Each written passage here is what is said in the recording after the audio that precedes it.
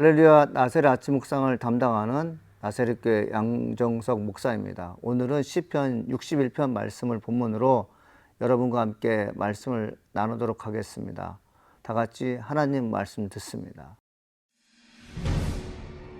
제61편 다윗의 시. 인도자를 따라 현악에 맞춘 노래.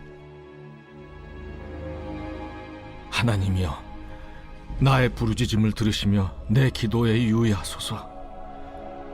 내 마음이 약해질 때 땅끝에서부터 주께 부르짖으오리니 나보다 높은 바위 위에 나를 인도하소서. 주는 나의 피난처시요 원수를 피하는 견고한 망대이심이니이다. 내가 영원히 주의 장막에 머물며 내가 주의 날개 아래로 피하리이다. 주 하나님이여, 주께서 나의 서원을 들으시고 주의 이름을 경외하는 자가 얻을 기업을 내게 주셨나이다. 주께서 왕에게 장수하게 하사 그의 나이가 여러 대에 미치게 하시리이다.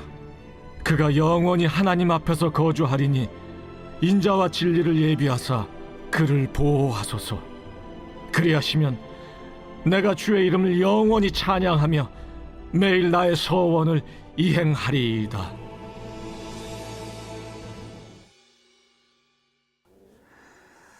많은 것을 가졌다고 하는데 본인은 정작 허전함에 잠을 못 이룰 때가 있습니다. 주변에 많은 사람이 있는 것 같은데 내 마음을 진정 위로해 주는 사람은 없습니다. 내가 사랑하는 자는 내가 원하는 것을 돕지 않고 본인의 주장만을 내세우며 열심히 살아가고 있는 모습도 보게 됩니다. 풍요 속에 빈곤을 느끼는 현실은 믿는 자든 그렇지 않든 자든 동일하게 경험하고 있습니다. 종교에 심취하거나 의지하는 일은 마음 자체가 허전하게 그렇습니다. 누가 내 마음을 알아 소원을 성취하며 희망을 줄 수 있는가에 대해서 해답을 주는 종교가 기독교입니다. 사람이 감당할 수 없는 것 중에 하나가 죽음입니다. 그러나 예수님은 죽음이란 현실을 받아들이는 동시에 그 죽음에서 부활의 길을 열어주신 분이십니다. 힘들고 낙심될 때 여러분 힘들어하지 마시고 하나님께 기도할 수 있어야겠습니다. 또 여호와를 기뻐하라, 저가 내 마음의 소원을 이루어 주시리로다. 이 말씀을 묵상하면서 사는 것이 필요할 것입니다. 시편 61편은 아들의 반역으로 인해 유랑 생활하는 중에 쓴 시가 되겠습니다. 다른 사람이 어려움을 주는 것도 힘들지만 가족 내에서 불화가 있다. 그 가운데 아들의 아버지를 반역했다, 배신했다. 배신을 뛰어넘는 그 왕자의 권력 싸움, 아버지가 죽어야지만이 아들의 왕위가 보존되는 그런 심각한 상황이 이 다윗에게 있습니다. 사랑하는 여러분, 우리가 이제 말씀을 묵상하는 가운데 성경을 읽는 가운데 위대하다 하는 사람들이 있습니다. 모세, 다윗 뭐 그런 사람도 있지 않습니까? 우리가 결과만 보면 대단히 위대한 사람들 같지만 살아오는 과정 가운데 우리가 이해할 수 없는, 그리고 우리가 도저히 그들과 함께 할 수 없는 고난이 있습니다. 이때 그들은 어떻게 살아남았으며 그 살아남은 것이 우리에게 어떤 교훈을 주는지에 대해서 기록된 것이 성경책입니다. 이 다윗이 어떤 심정으로 시편 61편을 기록했는지 한번 나누어 보겠습니다. 1절에 보게 되면 하나님이여 나의 부르짖음을 들으시며 내 기도에 유의하소서라고 되어 있습니다. 유랑자의 신세, 도망자의 신세가 됐을 때 그는 참 외롭고 힘들었을 것입니다. 이때 자기를 도와준 사람이 없습니다.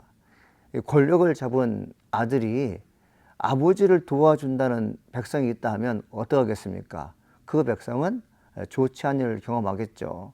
아들이 무서워서 다윗을 못 도와주는 그런 상황이 일어났을 때 다윗은 어디에든 마음 편안하게 살 수 없는 그런 위치가 있죠. 그때 다윗이 하는 게 뭐냐면 하나님께 기도합니다. 그러면서 내 기도에 유의하소서라는 말을 하게 되죠. 이 유의하소서라는 말은 뭐냐면 이 집중하다는 뜻이 있습니다. 하나님 내 상황을 좀 집중해 보십시오. 수술하는 환자가 있습니다. 환자의 말을 잘 들을 때 의사가 집도가 시작되는 것처럼 우리의 인생에서 가장 중요한 문제가 무엇인지에 대해서 사람에게 얘기하지 않고 하나님께 유의하여 말씀하는 그런 신중한 크리스찬 되기를 간절히 소망합니다.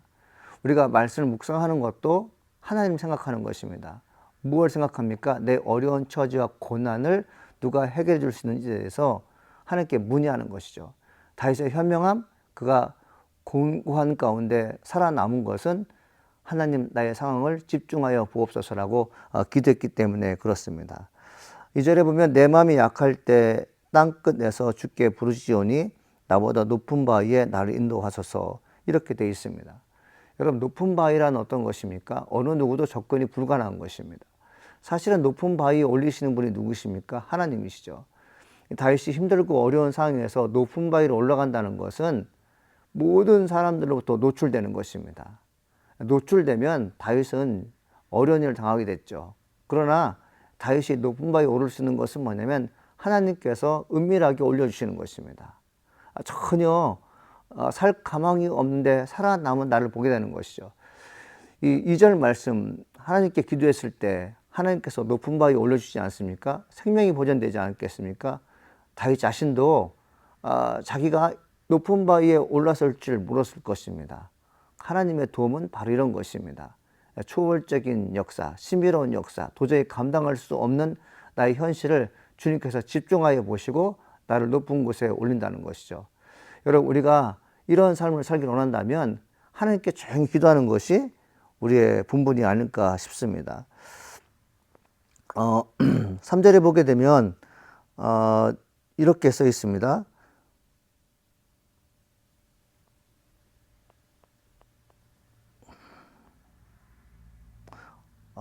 죄송합니다. 다시 4절 말씀에 내가 영원히 주의 장막에 머물며 내가 주의 날개 아래 피하리이다, 이렇게 돼 있어요.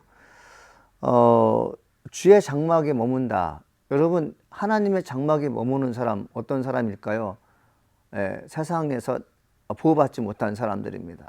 세상에서 보호받지 못하는 사람, 하나님의 장막에 머물게 되면 그가 보호받는다는 거죠.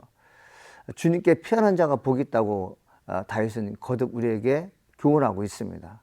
하나님께 몸을 맡기는 사람, 내 모든 일상의 전체를 주님께 의탁하는 자가 승리할 수 있다고 다윗은 고백하고 있습니다. 그러면서 다윗이 이제 두 가지를 하나님께 부탁하는데, 첫째가 뭐냐면 5절 말씀인데 주 하나님이여 주께서 나의 서원을 들으시고 주의 이름을 경외하는 자가 얻을 기업을 내게 주셨나이다, 이렇게 되어 있습니다. 서원을 들어달라고 얘기하고 있어요. 여러분, 저는 개인적으로 서원이 두 가지 의미가 있다고 생각합니다. 하나는 잘 될 때입니다. 상황이 좋고 환경이 좋을 때 하나님께 서원하는 것이 있습니다. 주께 받은 은혜를 어떻게 보답하면 좋겠습니까? 참 좋은 것이죠. 두 번째는 뭐냐면 본인이 힘들고 어려울 때 하나님께서 내 어려움을 이겨내게 하시고 내게 또 한 번 기회를 주시게 되면 내가 하나님께서 원하시는 내게 있어서 가장 중요한 것을 하나님께 드리겠습니다 라는 것이죠. 여러분, 어떻습니까? 환경이 좋을 때 서원 기도하는 게 쉬울까요? 환경이 나쁠 때 서원 기도하는 게 쉬울까요? 다 어렵겠지만 여러분, 전 개인적으로 잘 나갈 때 자기 것을 포기하고 하나님께서 원하시는 것을 내가 드리겠습니다, 이것이 좀 힘들지 않을까 생각합니다. 다윗은 후자입니다.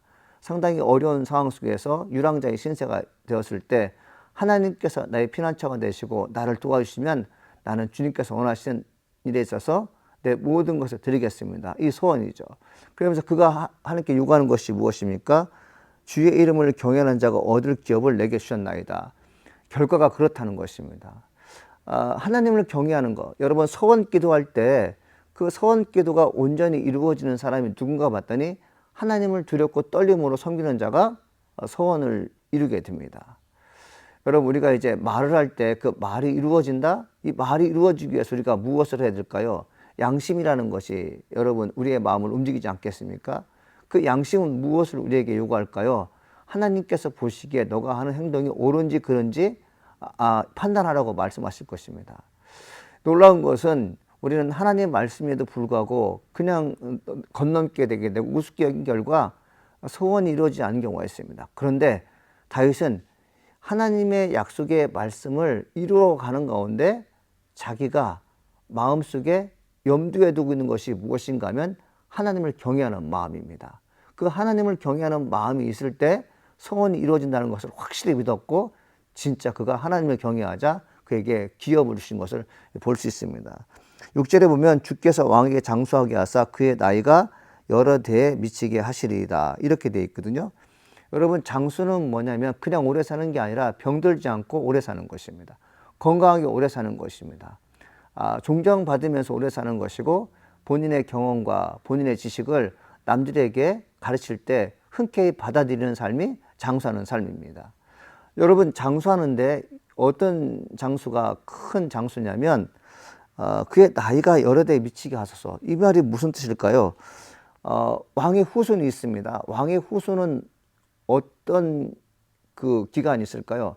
이 다윗이 오래 살면 오래 살수록 왕의 후손은 다윗을 보게 되고, 다윗 역시 후손이 왕실을 잘 운영하는지 국가를 잘 운영하는지 보게 되겠죠. 그러니까 장수하면서 보고 싶은 것이 뭐냐면 후손들이 어떻게 살았는지 보고 싶다는 거죠. 연세가 많으신 분들은 3대에 이어서 4대까지 후손을 볼 수 있습니다. 다윗이 원하는 것이 무엇입니까? 하나님의 은혜를 사모하는 자에게 어떤 능력이 주어지는지 분명히 후손들이 가르쳐줬을 거예요. 그 가르침대로 사는 사람이 누구인지 보고 싶다는 것입니다. 그러면서 8절 마지막 절에 그리하시면 내가 주의 이름을 영원히 찬양하며 매일 나의 소원을 이행하리라 되어 있습니다. 두 가지의 소원이 이루어지면 주님을 찬양하겠다는 말하게 되죠. 사랑하는 여러분, 우리가 하나님의 은혜를 부여받고 하나님의 은혜로 사는 사람들은 무엇을 하는 사람인가 하면 하나님을 경외하는 마음을 가지고 자기가 말한 것을 온전히 이행하는 것입니다. 여러분, 하나님께서 자기에게 장수하는 복을 주셨다는 것은 무엇인가 하면 후손들에게 계속해서 하나님을 경외하며 하나님의 뜻대로 살라고 교훈하는 그런 메시지를 전한다는 사명이 있죠. 다윗은 내게 장수가 주어지게 되고 그리고 후손들이 잘 되는 것을 보게 되면 하나님을 영원히 찬양할 것이라고 얘기하고 있습니다. 어찌 보면 조건 같지만 이것은 본인이 그토록 하고 싶은 것이었죠.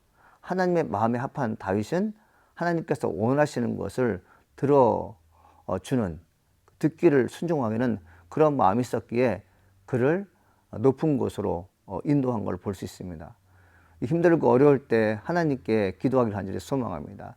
주님께서는 내 기도를 유의하셔서 어렵고 힘든 나를 은혜로운 곳으로 이끌 줄 믿습니다. 기도하겠습니다. 하나님 아버지, 감사합니다. 오늘도 나의 마음을 주님께 드립니다. 힘들고 어려울 때 주님은 나에게 능력을 베풀어 주시며 모든 상황 속에서 끊임없이 나를 돕겠다는 주님의 음성이 들려지게 됩니다. 주님, 무슨 상황을 만나든지 하나님께 겸손하게 기도할 수 있는 믿음 좋은 크리스찬 되게 도와주옵소서. 예수님의 이름으로 기도합니다. 아멘.